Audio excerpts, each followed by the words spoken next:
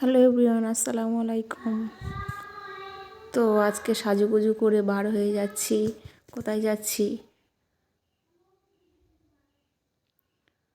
আর আমরা যাচ্ছি শ্রীকৃষ্ণ জুয়েলার্সে পদ্মপুকুরে কিছু একটা জিনিস বানাতে যাচ্ছি।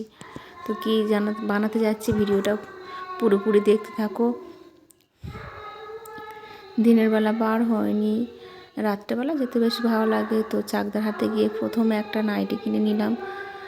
নাইটি ফার্স্ট টাইম ছিল না, তো ওই জন্য নাইটি কেনাকাটা করছিলাম, পছন্দ করছিলাম কোনটা ভালো লাগছে।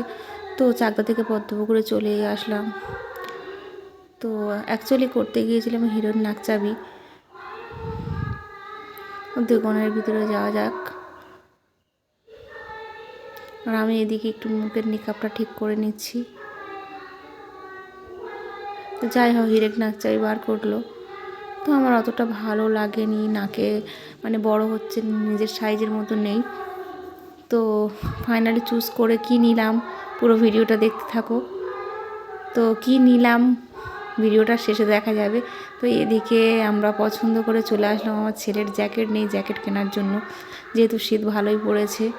তো কোন কালারটা পরে বেশি ভালো লাগছে তার জন্য পরিয়ে পরিয়ে একটা একটা দেখা হচ্ছিল।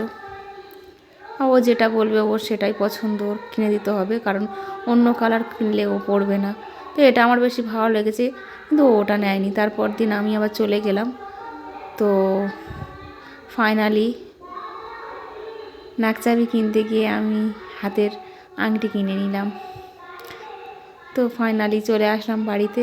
আর এই যে আমার হাতের আংটিটা কেমন হয়েছে জানিও। সিম্পলের মধ্যে থেকে নিয়েছি বাড়িতে কন্টিনিউ ইউজ করার জন্য, ব্যবহার করার জন্য।